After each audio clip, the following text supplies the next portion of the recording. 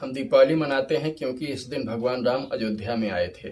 दशहरा था, उस दिन रावण का वध भगवान राम ने किया था। फिर वहाँ पे उन्होंने कुछ समय बिताया था। वहाँ पे उन्होंने विभीषण को शासन व्यवस्था सौंपी थी। उनकी शासन व्यवस्था में कुछ इस हिसाब से उनको उपदेश दिए थे विभीषण को, ताकि वह लोगों के साथ अच्छा भला मानवता का व्यवहार करते हुए, अच्छे राजा का कर्तव्य निर्वहन करते हुए अच्छे से शासन चलाए। फिर वह रावण की तरह पूरे देश, पूरे समाज और पूरी दुनिया के लिए मुसीबत ना बन जाए, इसका उन्होंने इस प्रबंध किया वहाँ पे। और फिर उसके बाद विभीषण को सत्ता सौंपी, इन सब चीज़ों का उपदेश दिया। इसके बाद वहाँ से पुष्पक विमान से अयोध्या के लिए रवाना हुए। तो अयोध्या वापस आने में जो दशहरा मनाते हैं, दशहरा के बाद से दीपावली के तक का समय लगा भगवान राम को यहाँ पे आने में। आए तो पुष्पक विमान से एक ही दिन में थे, लेकिन वो चले इतने दिनों के बाद उनको वहाँ की शासन व्यवस्था सही करने में और फिर विभीषण को सौंपने में, ये सब करने में इतना समय लग गया। अब यहाँ पे जब भगवान राम आए, उसके बाद फिर यहाँ के अयोध्या वासियों ने दिए जलाए, उनकी खुशी में उत्सव मनाया। और फिर वही सब काम हम लोग आज तक करते चले आ रहे हैं। लगभग 7-8 हज़ार साल से ज़्यादा का समय हो गया तब से अब तक। तो भगवान राम जिस खास तिथि पर आए थे, अभी होता है ना कि दीपावली आज नहीं कल है, आज दिन में नहीं कल है, तो जो ये समय नापने का हमारा तरीका है, भारतीय पंचांग पद्धति जिससे हम समय नापते हैं। समय एक तो होता है जो हम हमारे ग्रहों की वृत्तीय गति के कारण फील करते हैं, महसूस करते हैं, ये है गति के कारण। और एक होता है सार्वभौमिक समय, जिसको काल कहते हैं, कि मतलब ये काल इसका आ गया है, ऐसा हो गया है। तो हमारा जो कैलेंडर है उस काल के सबसे ज़्यादा समकक्ष बैठने वाला समय है, मतलब उसके ज़्यादा करीब है। और यह समय निर्धारण की प्रक्रिया इस तरह से है कि अगर हम भगवान राम के जन्म का ही समय निर्धारित करना चाहें तो एकदम सटीक बैठता है। और कई केसेस में तो नासा वाले जो तमाम तिथियों के लिए टाइम निकालते हैं, अपनी गणना करते हैं बड़े बड़े उपग्रहों से, वह गणना भी हमारे पंचांगों के द्वारा की जाने वाली गणना के एकदम सटीक बैठती है, उससे जरा भी वायोलेशन उनका नहीं होता। तो हमारा जो कैलेंडर पद्धति है समय नापने की, यह सार्वभौमिक काल के बेहद करीब होता है। अन्यथा जो समय हम घड़ियों में नापते हैं यह मिथ्या समय है। समय बहुत गजब का कॉन्सेप्ट है, एक अजीब सा रिलेटिव कॉन्सेप्ट है, बहुत ही, इस पे अलग से वीडियो बनाना पड़ेगा, तो हम अब इस पे नहीं जाएंगे। तो वह तिथि भगवान राम उस समय जिस समय पे आए थे, अयोध्या पहुंचे थे, वही एग्जैक्ट समय हम पकड़ने का प्रयास करते हैं। तो उस गणना के हिसाब से कभी वह तिथि पड़ती है, मान लीजिए अब कल शाम से लेकर आज शाम तक है, या फिर इस तरह से, मतलब ये सूर्योदय से सूर्यास्त तक के बीच में ही वह तिथि नहीं पड़ती है, ऐसे ऐसे आगे पीछे घूमती सरकती रहती है। तो इस हिसाब से उस तिथि को हम पकड़ने का प्रयास करते हैं। अब उस तिथि में किया क्या जाता है, दीपावली बताते हैं साफ सफाई का त्यौहार है, समृद्धि का त्यौहार है। तो दीपावली साफ सफाई का त्यौहार है, यह आंतरिक और बाह्य दोनों तरह की साफ सफाई का त्यौहार है। बाहर हम जो सफाई करते हैं वह तो प्रतीकात्मक है, मैं इसका विरोध नहीं करता हूँ, लेकिन साफ सफाई कर लेनी चाहिए बाहर भी। लेकिन दीपावली त्यौहार में सफाई का मुख्य उद्देश्य हमारी आंतरिक सफाई का है, हमारे मन की सफाई और हमारी आंतरिक सफाई, हमारे भावों की सफाई, इन सबको स्वच्छ और पवित्र करने का। उसकी अपनी विधियां हैं, अपने तरीके हैं, और उनको करने के अपने कर्मकांड हैं। लेकिन आज कितने लोगों को इनकी जानकारी होगी, भगवान ही जाने। तो मैं देखता हूँ बहुत लोगों को साफ करने में ही, पोछा मारने में ही इतने बिजी हो जाते हैं दीपावली के दिन ही, कि उस दिन साफ सफाई झाड़ू पोछा मारना है, लेकिन दीपावली त्यौहार मनाने के लिए मारना है, साफ सफाई करनी है। दीपावली का त्यौहार मनाने के लिए हमको साफ सफाई करनी है। और दीपावली के त्यौहार मनाने का मतलब क्या है, तो उस दिन हम लोग साफ सफाई करते हैं। साफ सफाई करने के बाद फिर हमको ईश्वर की पूजा उस दिन होती है। तो हम समृद्धि के देवता भगवान गणेश और माता लक्ष्मी जी की पूजा करते हैं। भगवान गणेश ऐसे भगवान हैं जो कहते हैं कि सरस्वती जी और लक्ष्मी जी एक साथ नहीं आती किसी को भी। तो जिसको बहुत ज़्यादा विद्या और इन सब चीज़ों में महारत हासिल होती है, वह लक्ष्मी से हीन होता है अक्सर, या फिर आर्थिक परेशानियों से घिरा रहता है, ऐसा कहा जाता है। एक तेनालीराम वाली कहानी याद ही होगी। माता प्रकट हुई, उन्होंने कहा कि या तो तुम बहुत विद्वान ही बनोगे या फिर बहुत धनवान ही। तो एक विद्या वाला खीर है, धनी वाला दही है, क्या चाहिए तुमको? वो दोनों उनसे लेके गटक जाता है। तो ये मतलब है बहुत कठिनाई से दोनों एक साथ किसी को मिलती हैं, लेकिन भगवान गणेश ऐसे इकलौते देवता हैं जो दोनों को साथ लेके आते हैं।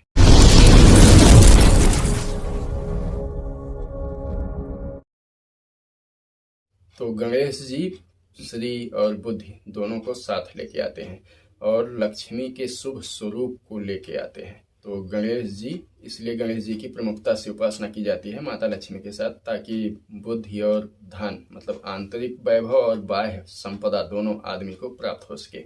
इसलिए इस दिन भगवान गणेश और माता लक्ष्मी की पूजा की जाती है। और ये है कि इस दिन ऐसी तिथि होती है, यह दिन भगवान राम आए थे अयोध्या में, भारत में आए थे, लंका से गए थे, रावण को मार के जीत करके वनवास का समय पूरा करके भारत में आए थे लंका से।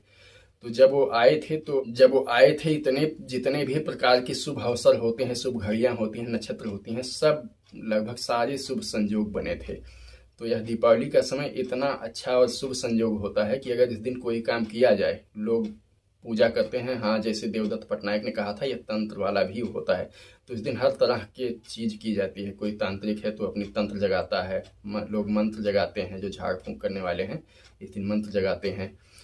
विद्यार्थी हैं इस दिन पढ़ते हैं, अपनी जिसको रुचि है जिस चीज में उस दिन वह काम वो करता है। तो इस दिन ये होता है कि जो काम हम करते हैं उस काम को करने में जो प्रकृति हमको सहयोग करती है, मतलब हर तरह से सारे ग्रह नक्षत्र या जो कुछ भी हैं सब कुछ हमारा सहयोग करते हैं, सब कुछ सहयोग में होते हैं।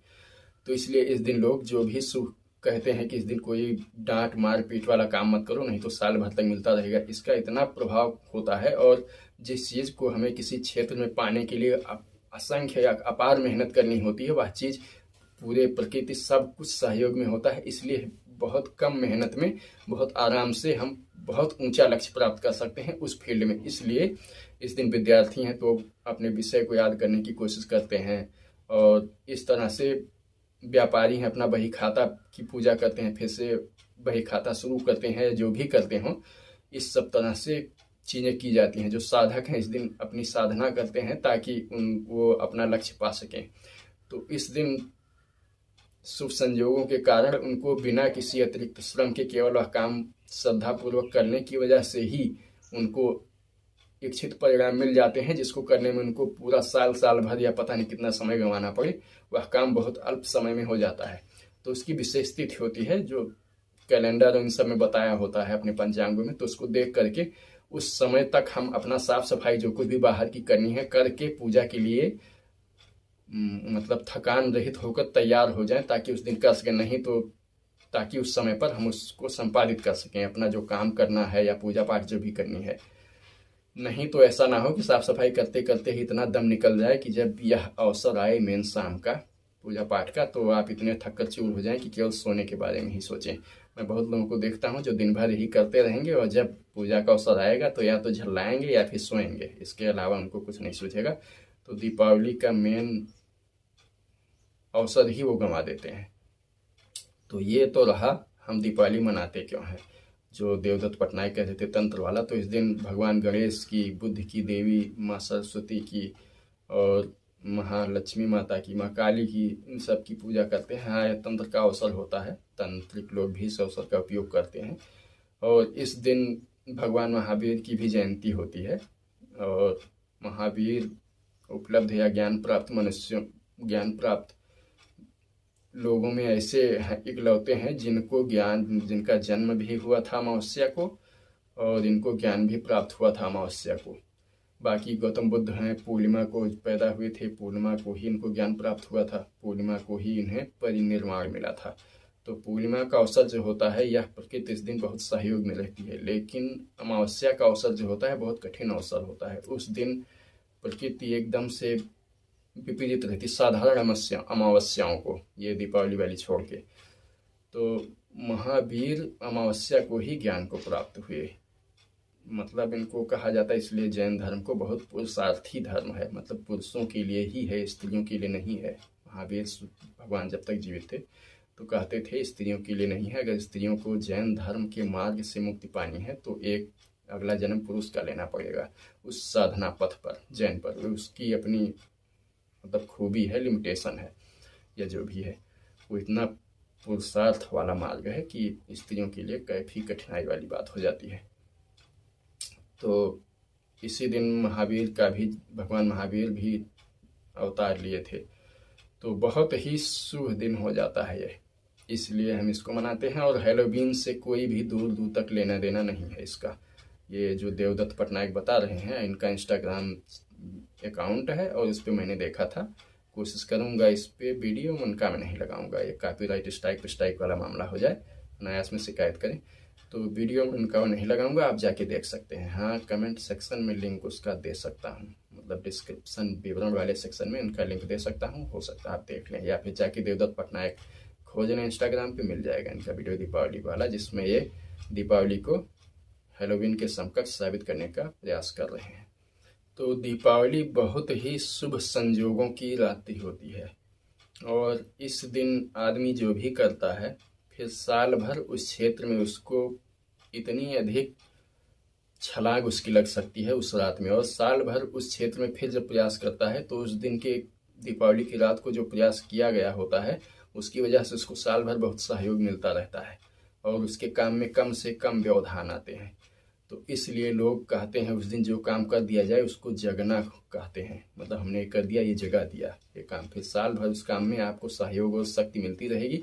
या फिर अगर श्रद्धा भक्ति पूर्वक तरीके से किया जाए तो उसी दिन के किए गए काम की वजह से ही इतनी लंबी छलांग उसमें आप लगाएंगे, जिस भी उद्देश्य के लिए कर रहे हैं, कि आप चकित रह जाएंगे। तो इस वजह से दीपावली को हम मनाते हैं। और भगवान राम उस दिन वापस आए थे, तो उस दिन उनके और माता सीता के आने की वजह से, भगवान राम विष्णु का अवतार हैं और माता सीता लक्ष्मी का, तो ये दोनों आए थे अयोध्या में। तो इसलिए हम भगवान गणेश और लक्ष्मी की पूजा करते हैं, भगवान राम की पूजा करते हैं, ताकि, और इन लोगों के आने की वजह से इतने अधिक शुभ संजोगों का निर्माण हुआ था। सारे ग्रह नक्षत्र सब कुछ देखने आए थे अयोध्या में। तो इस दिन जब भगवान राम आए थे तो सब देखने आए थे, तो इस वजह से इतने अद्भुत और शुभ संजोगों का निर्माण होता है कि बहुत ही पवित्र दिन हो जाता है। यह अंधेरी रात होती है, लेकिन लोगों ने दिए जला के इसको उजाला कर दिया था, और भगवान राम के आने की वजह से उस समय अयोध्या वासियों के हृदय के अंधकार दूर हो गए थे, और वो आंतरिक रूप से भी तर गए थे। तो इस वजह से हम दीपावली को मनाते हैं। और मेरी समझ से यह है, दीपावली जितना मैंने अध्ययन किया है भारतीय धर्म दर्शन का, उसके हिसाब से यह है इसको मनाने का उद्देश्य। तो आप इन देवदत्त पटनायक जैसे लोगों या मोटिवेशनल स्पीकर जो हमारी चीज़ों को पश्चिम के समकक्ष साबित करने में लगे ही रहते हैं, इन मूर्खों के चक्कर में पड़ने की आवश्यकता नहीं है।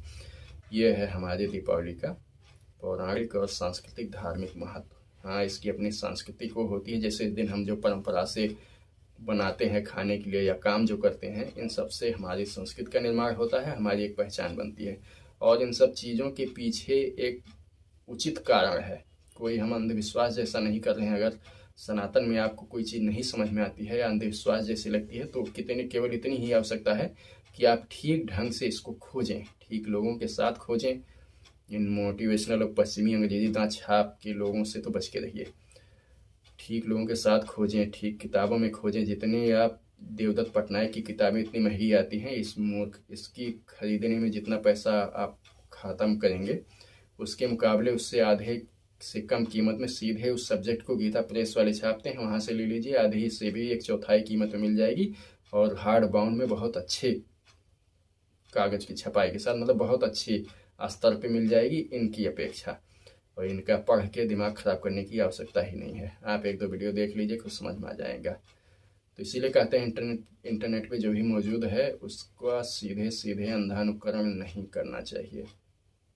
आपको इसीलिए एक अच्छे पुस्तकालय की या फिर ठीक ठाक अच्छे जानकार की आवश्यकता होती है, अच्छे गुरु की। तो ठीक है, हम अभी दीपावली मना रहे हैं। सबको दीपावली की हार्दिक शुभकामनाएं। जय श्री गणेश, जय श्री राम।